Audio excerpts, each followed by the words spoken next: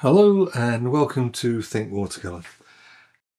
For today's demonstration, I'm just using a blank sheet of Saunders Waterford 300-gram rough paper.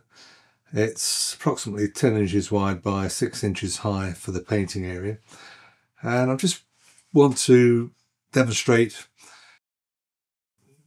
how you go about just starting when you've just got a blank sheet of paper in front of you.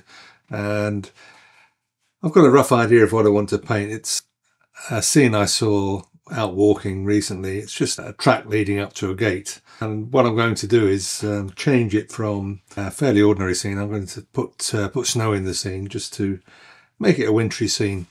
So what I'm going to do is just draw a line roughly a third of the way up for the line of the hedge where the gate is. Maybe put the gate somewhere along a third of the way in, following the rule of thirds. Just a 5-bar gate.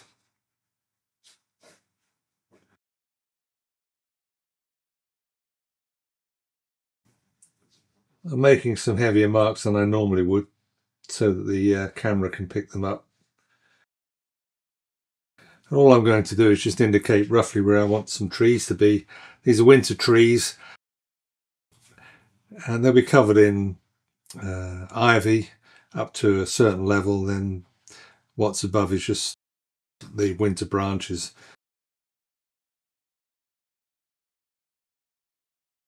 Maybe I think there was a tree to the left of the gate, and just literally just positioning these things.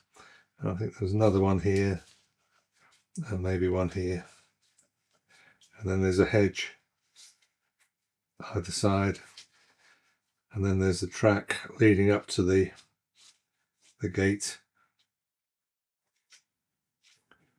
and snow on either side. And that's all I'm going to use as a guide. So I'm going to start with the sky. So I'm going to mix up some cerulean blue and cobalt blue. Make it fairly weak, plenty of water. I want it to be a wintry sky, so let's keep it simple.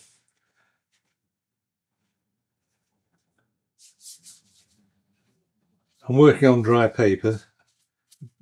Sometimes I wet it, but I really don't need to. It's a very simple sky. It's going to be mainly in the background anyway, so I'm not going to be too fussy.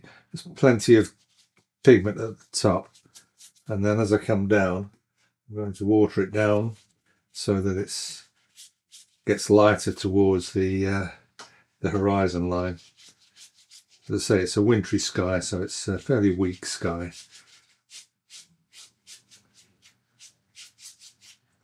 I think that should do. This is going to dry much lighter anyway, so just mindful of that.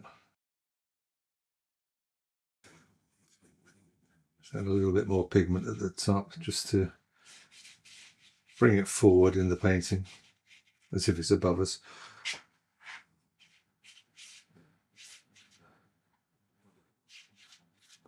And that should be fine.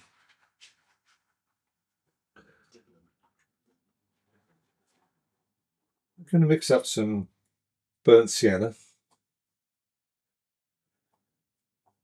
Fairly weak mix. It's going to maybe indicate some ruts in the track leading up to the gate where the snow's melted and maybe there's been a tractor or whatever.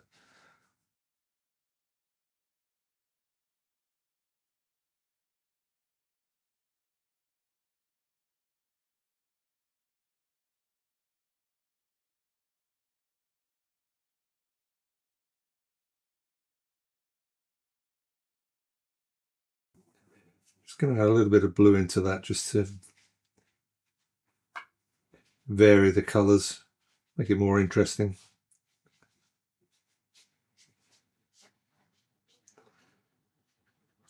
Maybe go a bit darker in a few places, add a little bit more. So that's a bit of interest to the track. Keeping it all very loose.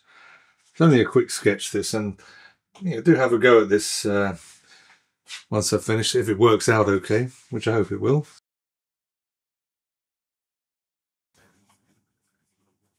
Using the same burnt sienna mix, I'm just going to, while the sky's still wet, I'm just going to paint along the base and just let that blend in a little bit for the hedgerow along the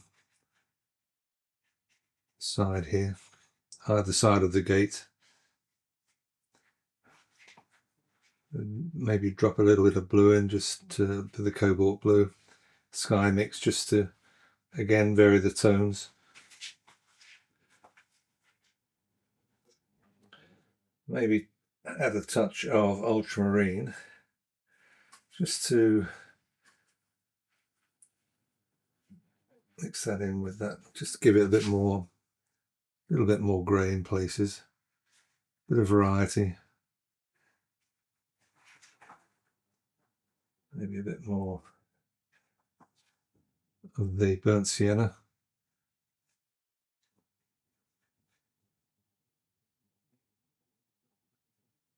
Just let it softly blend into the sky. A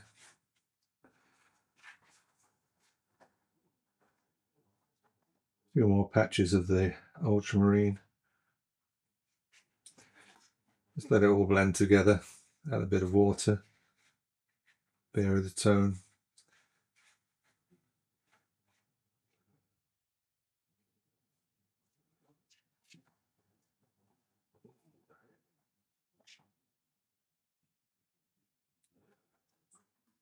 I'm just going to put some shadow into the snow. Oops, that's a little bit strong. Just mix these two colours together. It creates a nice grey. Just for the shadows in the snow.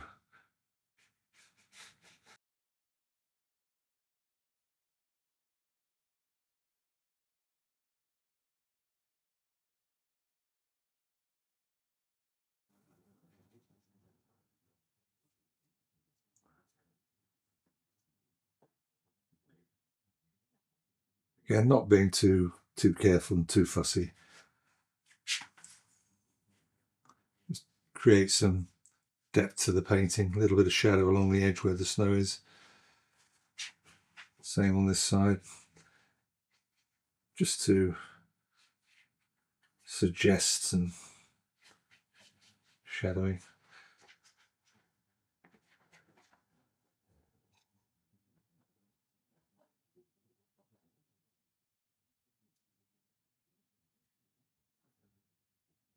Maybe go a bit darker under the hedgerow. Same on this side. Okay, I'm going to let that dry and let's give it a chance to all blend together. Actually, before I do that, I'll just going to darken a few patches here while it's still wet. Just create a little bit more interest. It's looking a bit flat. Because, as I say, I'm going to let that dry now and then I'll come back to it. Okay, that's all dry now, so I can start adding some of the darker areas for some contrast. So I'm going to mix up some Van Dyke brown with some cobalt blue, just to give it a reasonably thick mix, not too watery, for the gate. And again, it's done from memory, so it's just a pretty standard 5-bar gate. Doesn't have to be anything too perfect, as long as it's got the 5 horizontal bars.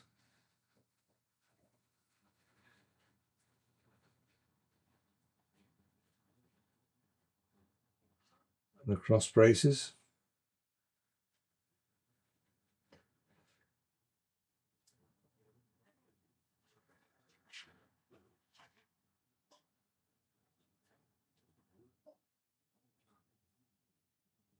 A couple of support posts either side. Again, keeping it very simple. Just indicate a few bits of the fence either side of the gate going through the hedge.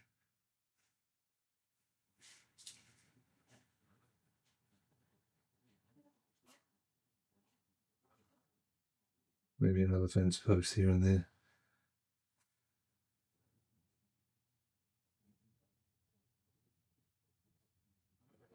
Don't have to show it all. I'm going to use the same mix for the trunks of the trees. What I'm going to do is at the base of the tree just indicate some part of the trunk and then leave a bit of a gap and then take the trunk up, just using the tip of the brush just to create some of the larger branches.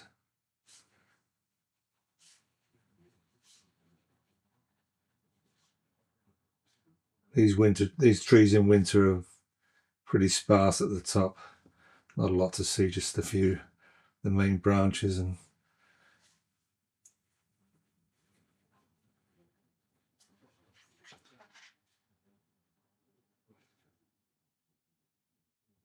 you need a brush with a good tip to do this really, and hold the brush upright and you'll get a nice thin line for the branches.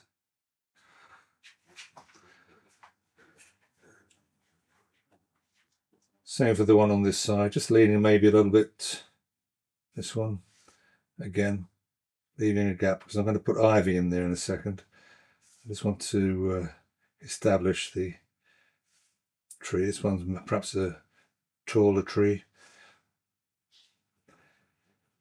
As I said before, I'm doing this from memory and experience of painting thousands of trees over the years.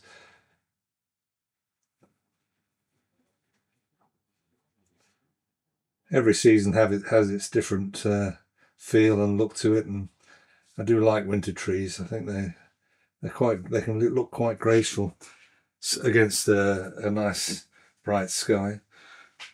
Maybe another tree here.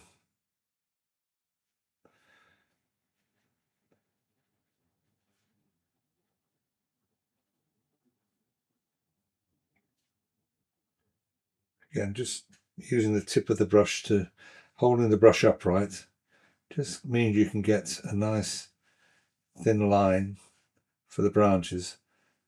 You've got more control.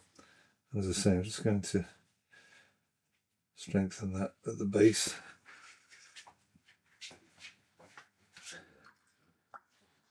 For the ivy, I'm going to use a reasonably thick mix. Again, it's not very watery, it's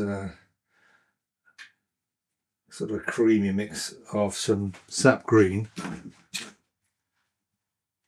start with the ivy. Let it blend into the tree trunk as well. This is the underpainting for the ivy.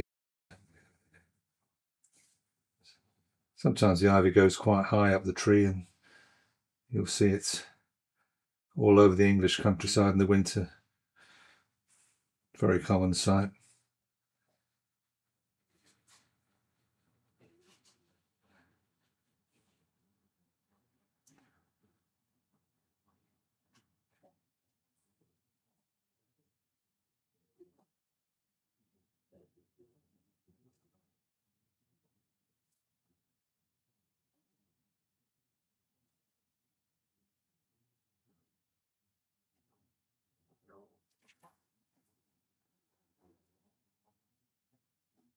And I'm going to use some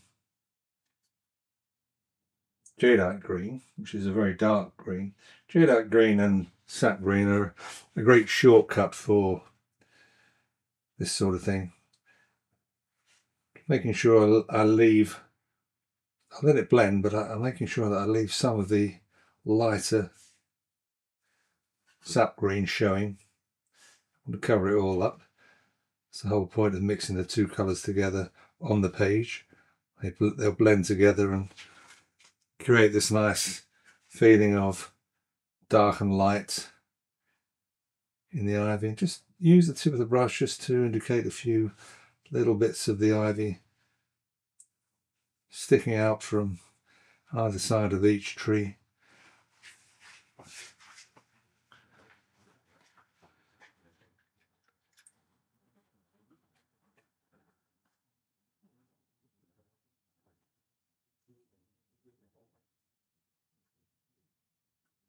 I'm going to mix some of that Van Dyke brown with the sap green. It just gives it a nice olivey sort of a colour.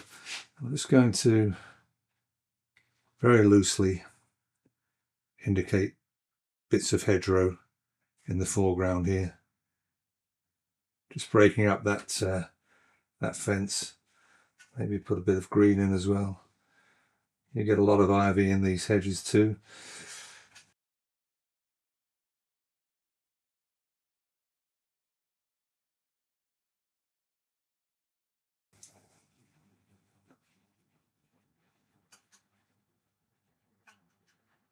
Just varying them a little bit just to break it up.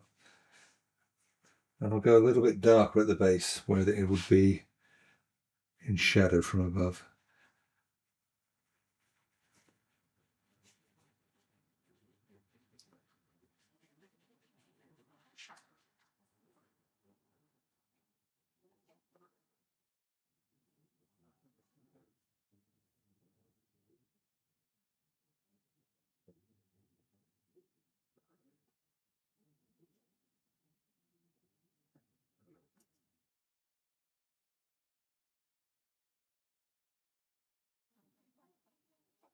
Using a little bit of dry brush along the base just to soften it a little bit.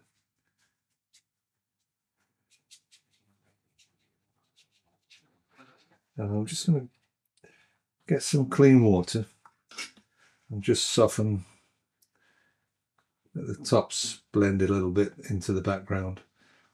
Just softens it and kills some of those hard edges.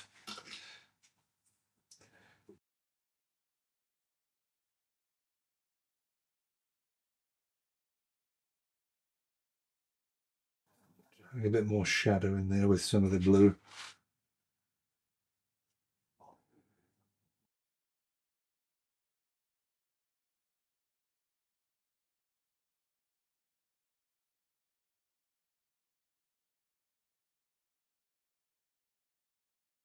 Okay, just going to darken those branches a little bit. They're drying a little bit too light for me, so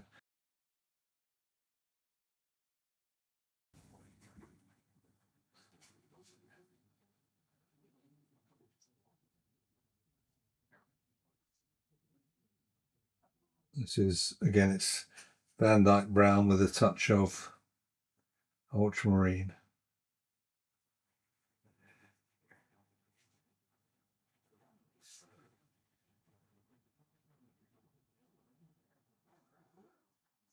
Just going to thicken some of the branches at the top.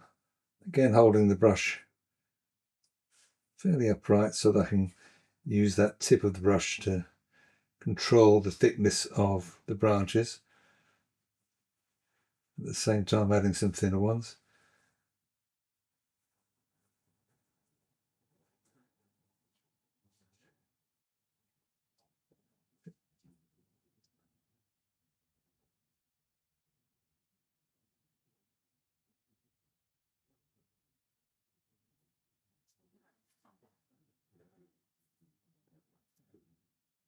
The trick is knowing when to stop when you're doing this, because I have no reference photograph to work from, so I'm literally making it up as I go along. But I want the trees to be realistic as much as I can.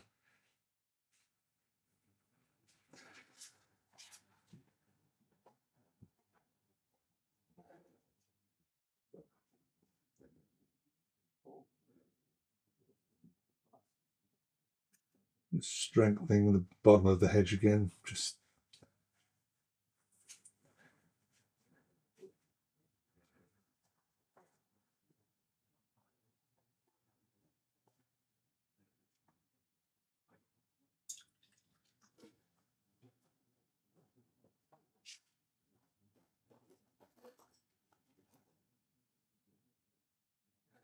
I'm just going to get a number 0 rigger with some pretty neat Van Dyke brown. Not too much paint on the brush, just add a few more thinner branches at the top of the trees just to finish it off.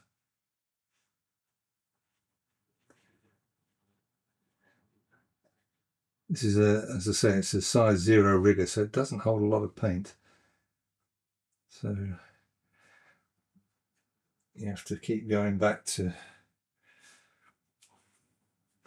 make sure the tip's not paint laden. Keep it upright. Drawing a few of these spindly branches at the top of the tree.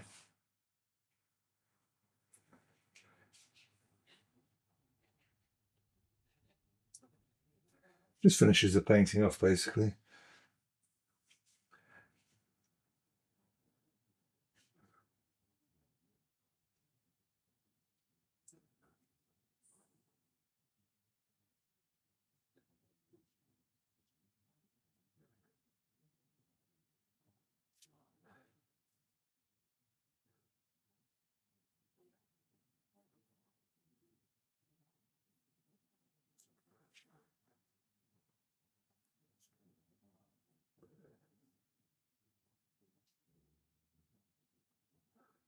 Just use the springiness of the rigger for these thinner branches. That's the great thing about riggers, they have a lovely spring to them, and if you just let the brush do what it wants, you get these really nice jagged branches, and it just adds to the painting.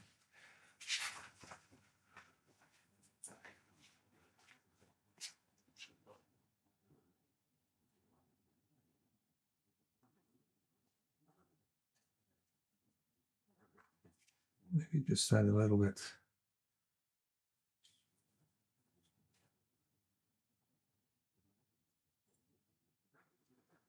Okay. I think I'm pretty much done. I'm just going to let that dry and then see how it looks, and if I need to change anything. I may add some touches of snow using some white gouache in a second. Let it dry first, then I'll come back to it. Okay, now that that's dry, I've just mixed up some white gouache, and I'm using this number 0 rigger again just to put a few little touches of snow here and there, just to emphasize that it's winter. There's still a little snow lying around. Snow tends to hang on in crevices on trees. Even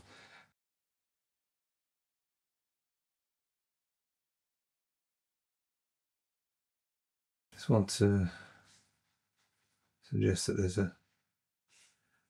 maybe a little bit of snow, maybe on parts of the fence and in the hedge.